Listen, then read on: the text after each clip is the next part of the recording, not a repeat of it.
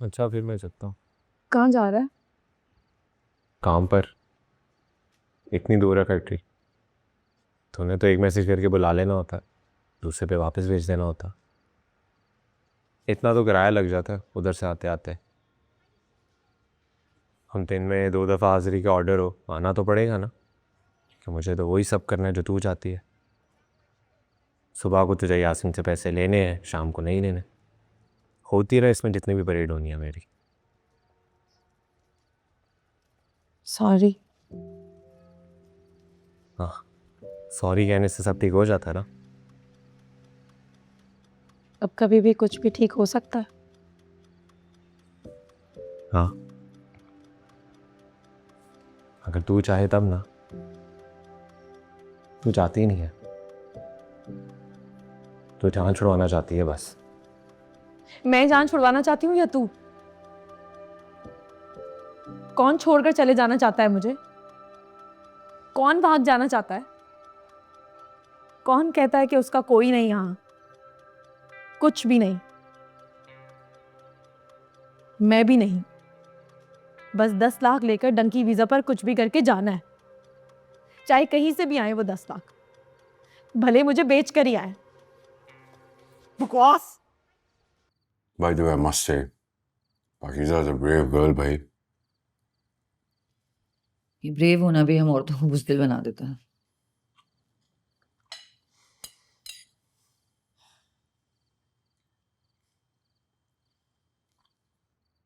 काफी देर से नोट कर रहा हूँ कि तुम कुछ कहना चाह रही हो। कहो। पूछना चाह रहे हो? पूछो। जब उमेर लाला की डेथ हुई थी, तुम नूर भरी से मिले थे?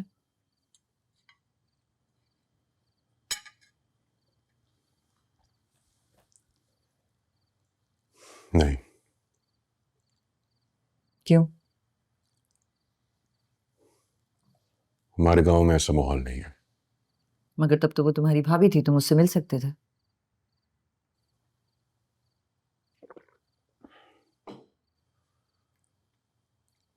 मेरे भाई की डेथ मेरे लिए बहुत शॉकिंग और ट्रॉमेटिक थी। मेरे अंदर इतनी हिम्मत ही नहीं थी कि मैं नूर भरी को फेस कर सकता। मैं एक बच्चा था यार। वो भी एक बच्ची सी थी। उमेर लाला की डेथ के बाद वो भी ट्रॉमेटाइज्ड, शॉक्ड, एक टीनेजर थी, प्रेग्नेंट।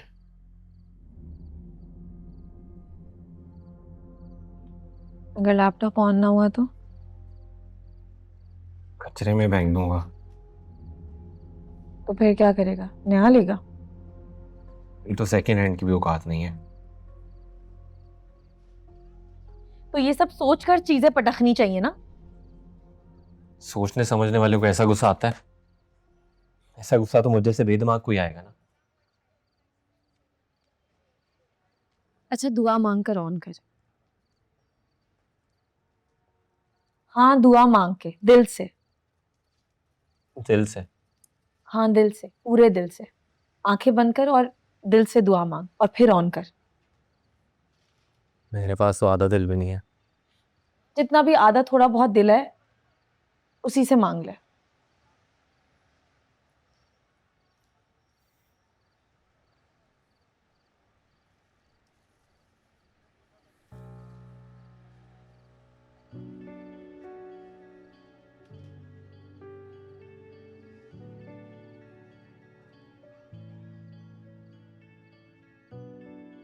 आमीन।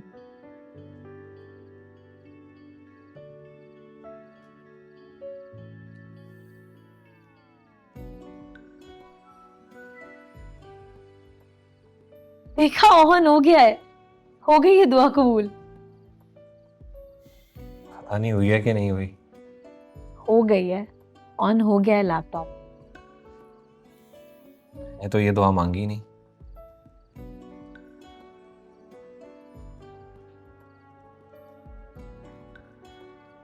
तो फिर क्या मांगी?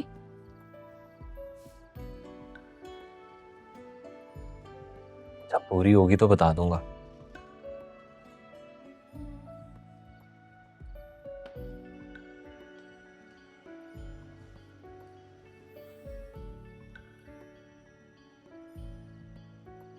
शुक्र है टूटा नहीं लैपटॉप।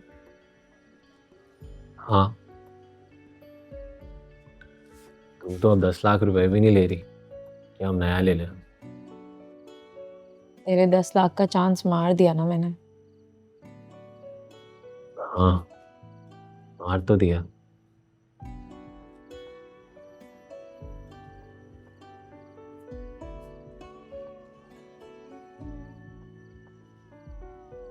खुद को दूर कैसे करेगी मुझसे?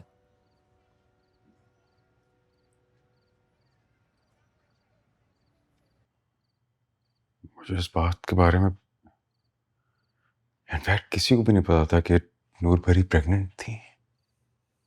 जो मिसकैरेज हुआ उसका भी नहीं पता होगा तुम्हें? मुझे जनरली नहीं पता था। मैं कुल करवाने के 1 हफ्ते के बाद ही वापस आ गया था। मेरे बोर्ड के एग्जाम्स थे।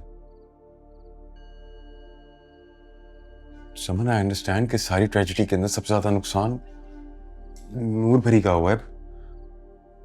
वो भी बच्ची थी। बट समन, मेरे भी प्लान्स थे, एम्बिशंस थे ना। हाँ थे। मैं कुछ मुझे वो गांव की जिंदगी, वो जमींदारा मुझे नहीं करना था। मैं शहर आना चाहता था, कुछ बड़ा करना चाहता था। बड़ा आदमी बनना चाहते थे ना? अरे हाँ, बनना चाहता था। इसमें बुराई क्या है? कोई बुराई नहीं है एम्बिशियस होने में, ख्वाब देखने में, बड़ा आदमी बनने में। लेकिन बस ये ख्याल जरूरी है कि इस दौड़ में आपके कदम किसी की जिंदगी रोन कर तो नहीं चल रहे। बड़ा आदमी बनने की अपनी स्ट्रगल में आपने किसी छोटे आदमी को तो नहीं बर्बाद कर दिया। अरे तो फिर मेरा क्या?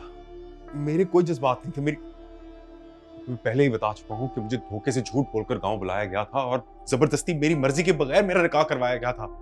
निकाह से इनकार नहीं कर सकते थे, लेकिन अगली सुबह भाग सकते। अरे हाँ, भाग आया था यार। गम में था, परेशान था, कुछ समझ नहीं। अरे मैं 18 साल का बच्चा था उस वक्त। वो भी 16-17 साल की बच्ची थी। एक उसे मर के छोड़ गया, दूसरा भाग कर। उसका क्या?